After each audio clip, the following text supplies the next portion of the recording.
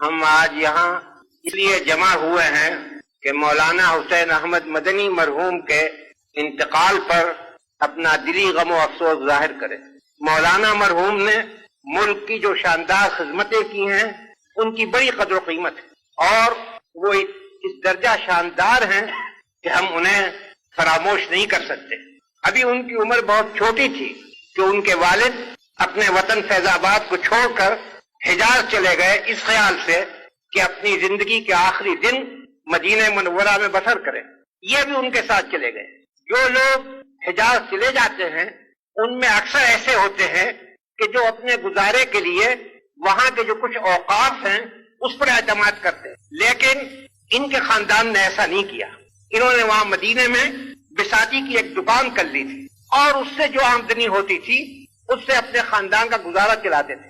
اسی حالت میں انہوں نے تعلیم حاصل کی، تعلیم کے سلسلے میں ہندوستان آئے، پھر یہاں سے واپس مدینہ منورہ گئے اور وہاں پڑھنے پڑھانے میں مشہور رہے، لیکن اس وقت تک سیاست سے ان کا کوئی تعلق نہ تھا، پڑھنے پڑھانے میں تھے۔ سن 1916 میں جب مولانا محمود الحسن دیوبندی مرحوم حجاز گئے تو یہ وہ زمانہ تھا کہ آپ لوگوں کو یاد ہوگا کہ شریف مکہ برٹش گورنمنٹ سے مل کر بغاوت کا انتظام کر رہا تھا۔ چنانچہ ان کی موجودگی میں شریف نے بغاوت کا جھنڈا بلند کیا۔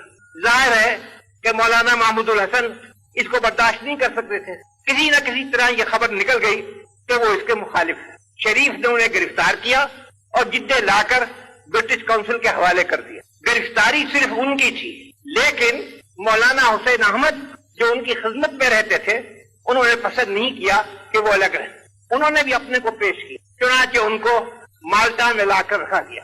جب لڑائی ختم ہو گئی اور مولانا محمود الحسن اور ان کے ساتھیوں کی رہائی کے لیے ملک میں صدائیں اٹھی تو گورنمنٹ نے انہیں رہا کیا۔ اس وقت یہ ہندوستان آئے۔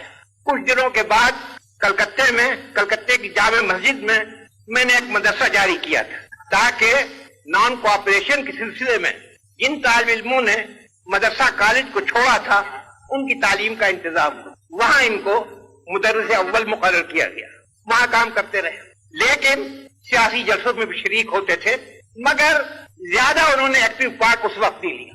لیکن سن 1930 کے بعد انہوں نے اپنے تئیں آزادی کی لڑائی کے لیے وقف کر دی، اور کانگریس کی کوئی تحریک ایسی نہیں ہوئی کہ جس میں انہوں نے مردانہ وار حصہ نہ لیا ہو اور شاندار قدم نہ اٹھایا۔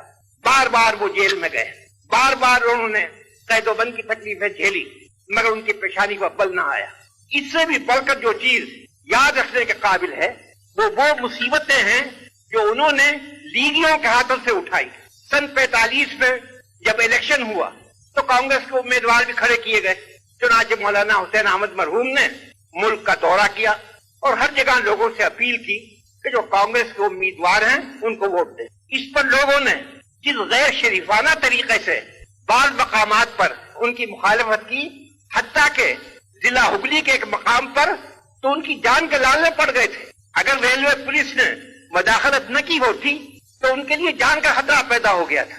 آپ کو یاد ہوگا کہ اس زمانے میں لیگیوں نے یہ کیا تھا کہ عوام کو دھوکہ دے کر مذہبی پاگل پن اجاگر کیا جائے، اور جاہلوں میں جب مذہبی پاگل پن پیدا ہو جائے تب اس کی کوئی حد نہیں ہوتی۔ ان کو مقابلہ کرنا پڑا، لیکن یہ اپنی جگہ پہاڑ کی طرح قائم رہے۔ ایک منٹ کے لیے ان کی استقامت میں تزلزل نہیں۔ پھر اس کے بعد یو پی کا انہوں نے دورہ کیا، وہاں بھی بعض مقامات میں پتھر پھینکے گئے، لیکن وہ اسی طرح اپنی جگہ قائم رہے، اور جو انہوں نے روش اختیار کر لی تھی اور جس کو وہ اپنا ایمان سمجھتے تھے اس پر برابر قائم رہے، اور آخر میں دنیا سے گئے تو اسی یقین اسی استقامت کے ساتھ گئے۔ ان کی ذات بہت مغتنم تھی، ان کا انتقال ایک قومی نقصان ہے، اور مجھے یقین ہے کہ آپ سب لوگوں کے دل میرے ساتھ ہوں گے جب میں یہ کہتا ہوں کہ ہم ان کی وفات کو ایک قومی نقصان سمجھتے ہیں، اور ان کے لیے درگاہ خداوندی میں دعا کرتے ہیں کہ اللہ تعالی ان کی روح پر اپنی رحمت نثار کرے۔